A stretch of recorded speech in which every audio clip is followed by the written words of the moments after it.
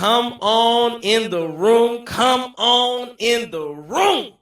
Cream City crossover. Back at it again. It's the Bucks off season. The Boston Celtics have been named champions of the world. That's right. That's the Guru Trey Crosby III. Chris King. Hey, and they've been asking us, Chris. They've been asking us, hey, Guru, when you coming back? When you bringing us the videos back? What's going on? Where you at? People been asking, and now we're back. I know you dropped a video the other week, some Bucks draft preview. Lots of different things going on. Again, we talked about the Boston Celtics are the champions, but now more Bucks rumors have hit the rumor mill, and we're talking about the big man, Brook Lopez. Brook Lopez, and this is according to some reports out of The Ringer, as well as I saw some stuff on Real GM, where the Milwaukee Bucks reportedly would like to play a more versatile style of defense next season, which raises the question of whether Brook Lopez has a future there. That's Kevin O'Connor of The Ringer making the report. Again, it was a disappointing finish to the 2022-2023 season for the Bucks, and they're looking for maybe some new strategies that could mean the end of Brook Lopez's tenure.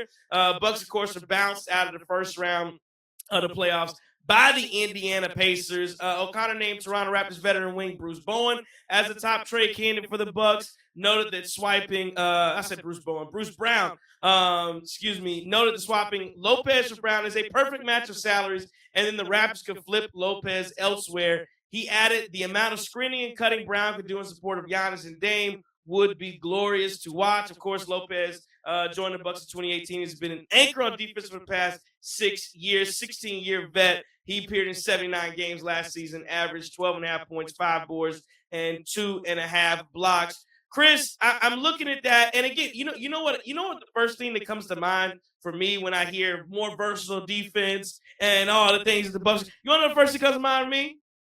Adrian Griffin. That's what Dr. Griffin wanted to do. And Dr. Griffin told us over and over and over. And the things I've been reporting over and over about the Milwaukee Bucks. Again, we got to do a wrap-up show that I can really spell and discuss some of this and put it out. But this is all Adrian Griffin wanted to do with this basketball team. He told you when he came in. He told you when John Horst hired him. This team needs to be more versatile, needs to change up their defensive schemes. You can't win like this anymore. That's what he was trying to put into the team. Now, again, you can ask questions about, well, did he have the personnel to do it? Yada, yada. Should he have tried to play that type of scheme without having that personnel? Maybe, again, a different story. But my point is, Adrian Griffin knew what the Bucks needed. The Bucks did not give him the support that he needed to get it done. And again, in this situation, Brook Lopez may end up being a casualty because of it. I look at this and again, I see the report. I can't help but agree. Again, we can talk about some other guys, Bobby Portis and Pat Connaughton, but I'll sit on Brook Lopez right now. And I don't know. I think your issue with Brook Lopez is he's slow. He's slow-footed. He's always been lumbering, but again, 16 years in the league, he's getting into his mid-late 30s. All of those things start to add up. Those miles start to add up on you. And Brook Lopez is a guy where the Bucks need youth, and you saw it all last year. They need youth. They need athleticism. They need bigs that can run up and down the court. You saw some of the things you see from these different style defenses in the playoffs that were successful. The Bucks don't have it, and one of the reasons is because Brook Lopez is lumbering in the paint, playing drop defense. And again, oh, by the way, Adrian Griffin gets fired. He gets terminated because he's playing a defense that they abandoned the versatile style defense he tried to implement within the first 5 games of the season. So again, just goes to show me, one, Adrian Griffin gets the bad end of the stick, and then on the other side of things, I'm looking at Brook Lopez, and I can't help but agree when I hear some of these reports. I don't know if it'll be for Bruce Brown or what the match and swaps will be, but I'm looking at it and I go, yeah, I don't know that I'm not so caught up in nostalgia that I need Brook Lopez on the basketball team.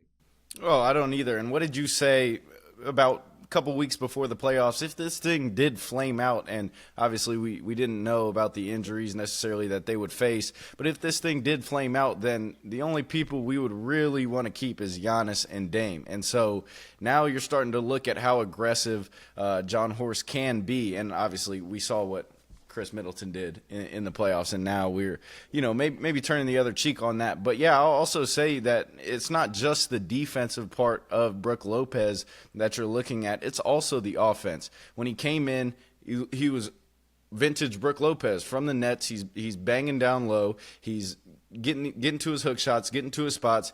And now you're seeing a guy slow as molasses, just looking a little more limited than he once was. And so I think you're looking at a point in the offseason where who am I most willing to move? And for me, it would be Brook Lopez too. So I don't hate the idea at all, especially, and I'll get into some of the bigs that are in this draft, who you might be able to get to not necessarily replace Brook Lopez, but to at least weather the storm a little bit if you go get a guy like Bruce Brown.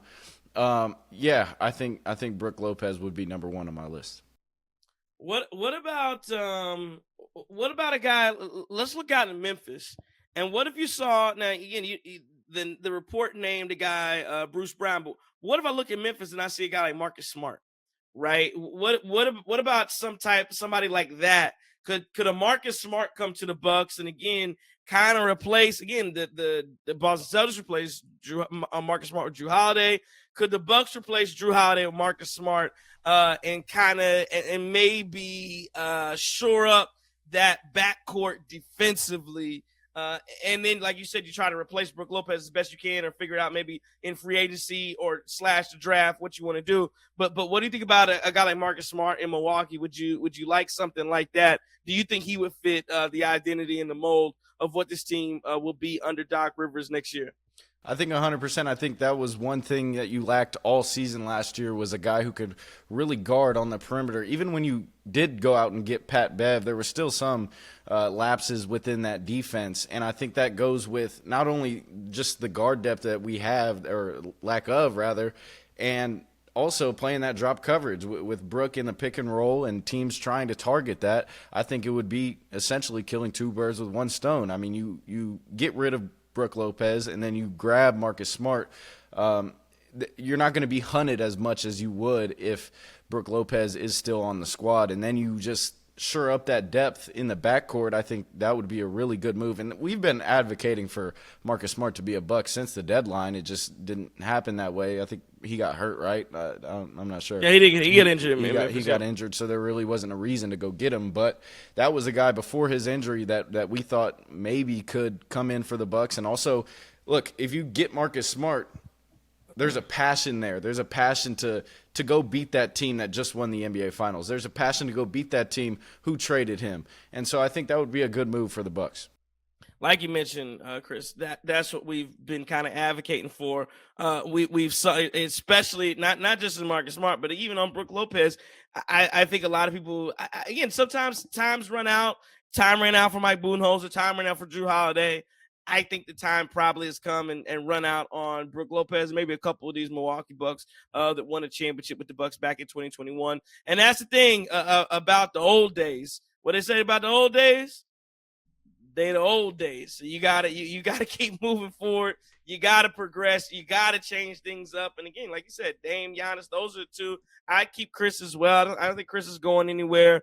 But those are the Bucks. The Bucks got those are the guys, the core guys. And it's just funny, that core has changed, and it's not so memorable anymore. And especially if you get rid of Brook Lopez, it's not going to be such a memorable team outside of 2021, outside of Chris and Giannis. And we'll see what happens. But yeah, I'm an advocate for Brook Lopez. Again, not that there's anything wrong with him, and I think he's going to have some suitors. So I think the Bucks are going to be able to make moves. But again, you can't 2 straight playoff exits in the first round. You got to get rid of somebody. And again, people are going to be casualties. You're starting to see that, and the casualties will add up as long as the Bucks do not perform when it matters most, and that's whether you have injuries or not.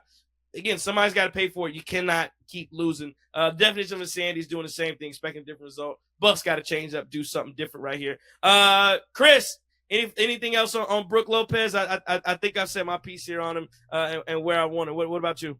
Yeah, I just think that, we can't hold on to the past as much as we want to, as much as it's so great that they got us a finals a couple years ago. But, you finally see the Celtics win the NBA Finals, and you start to see that threat that they could really become, especially, coming off of that title. So I think there should be some urgency this offseason. Whatever they do, I wouldn't be surprised with anything the Bucks do really in this offseason, just because you failed multiple times in a row at this point. And then the last thing I'll say is it's good to have you back, Trey. We see the Cream City on the letters behind you. I see you upgrading. I got a couch in the background. Yeah, I so like it. hey, we're back in full force, and we'll see you guys next time. Look like a casting couch. Let me stop. We back. Like I said, it's the Cream City crossover, baby. We'll be back with more, man. Appreciate it.